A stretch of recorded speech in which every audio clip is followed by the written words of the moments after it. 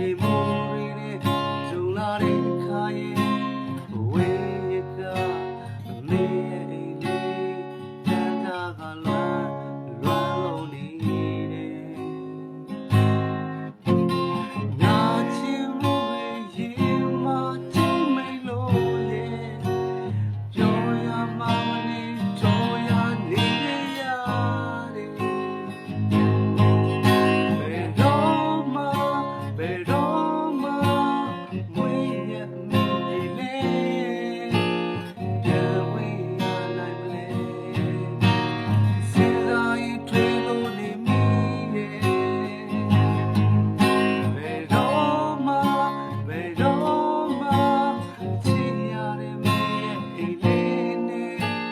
ပြန်တွေ့ရနိုင်မလဲဆုံးဖြတ်ရနိုင်မလဲ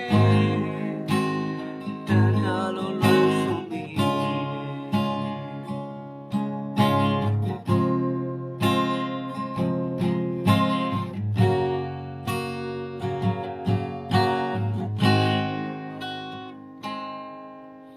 သူပြေမှုတွေ